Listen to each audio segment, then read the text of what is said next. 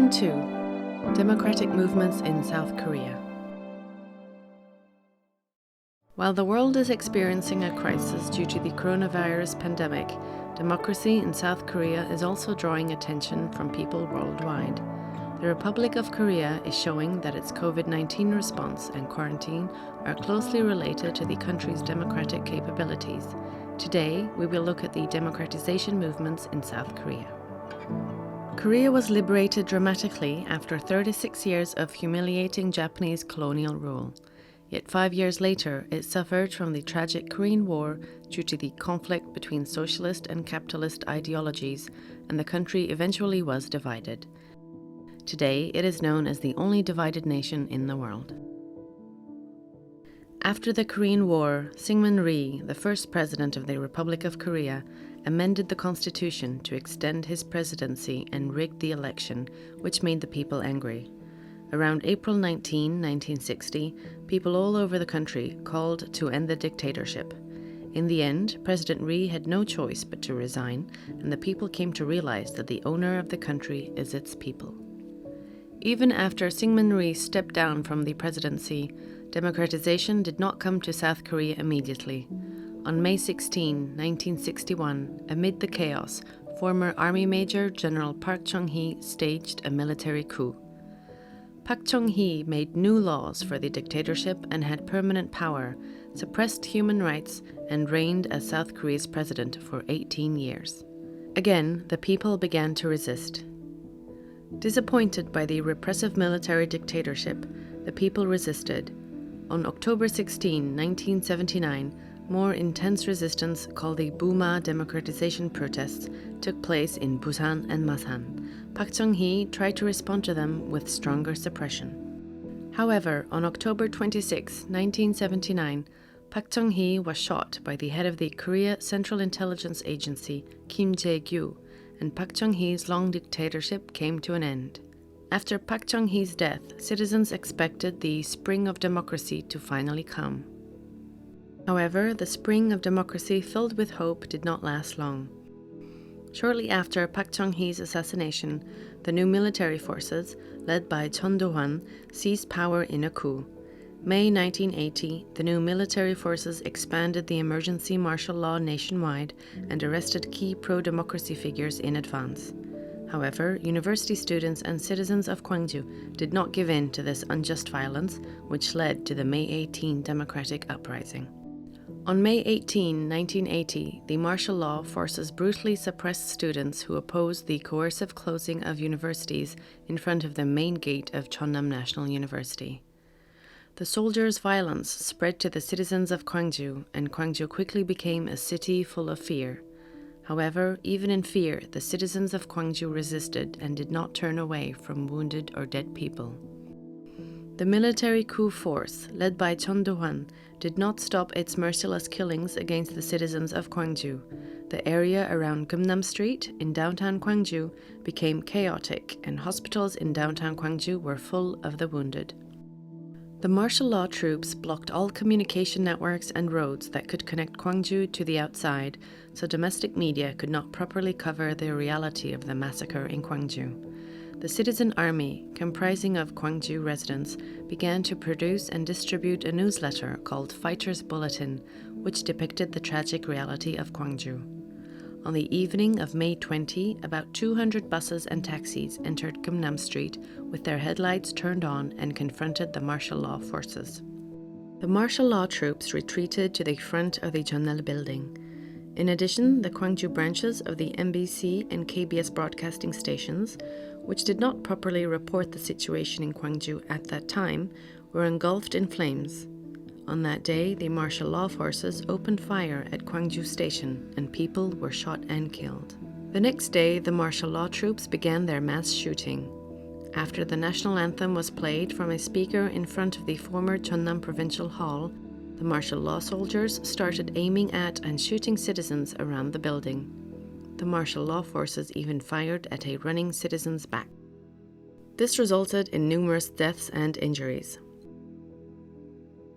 After the mass shooting, the citizens armed themselves to resist the violence, and the martial law forces temporarily retreated after being astonished by the citizens' strong resistance.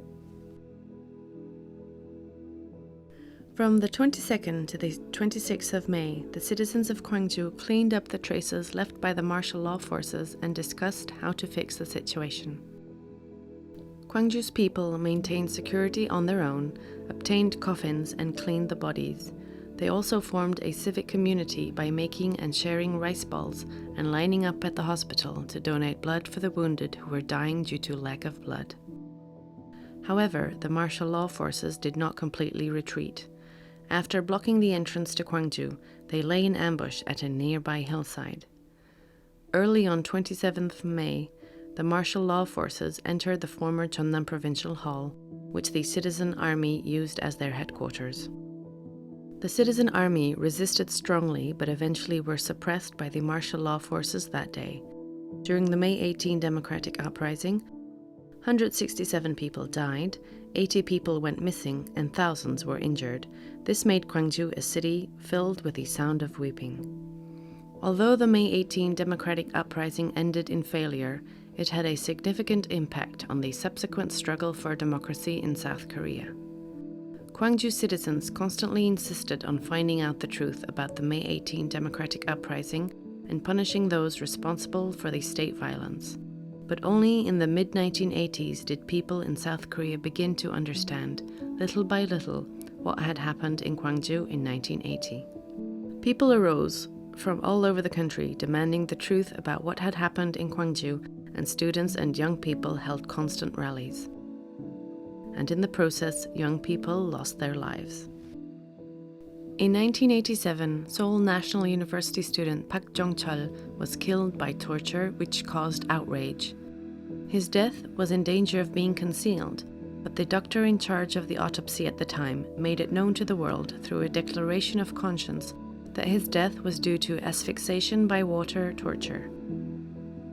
Protests against this incident spread across the country, and during the protests, Yonsei University student Lee Han-yeol was shot and killed by tear gas.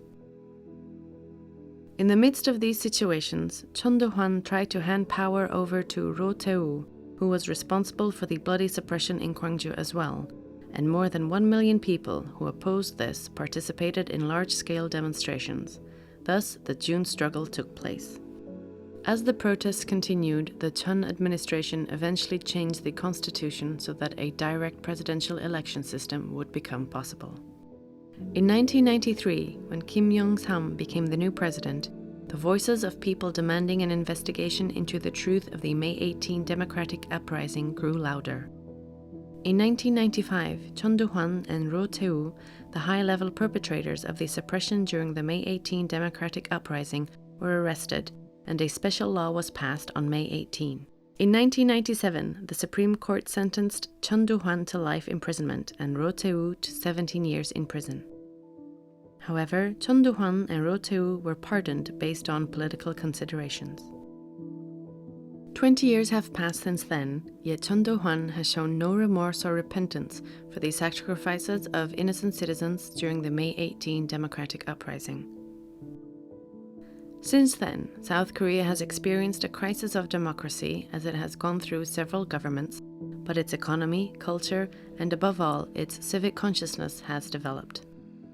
However, democracy in South Korea faced another crisis when Park Geun-hye, daughter of former President Park Chung-hee, became the 18th president of the Republic of Korea in 2013.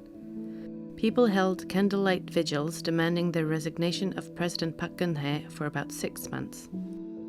The Constitutional Court accepted the people's demands and decided to impeach Park, and she was eventually stripped of her presidency by the people's candlelight. From Japanese colonial rule to the recent candlelight vigils, the people of Korea have been fighting for the country's democratization and eventually achieved it. After all, the people's constant concern made it possible to protect freedom and equality, the most basic values of democracy.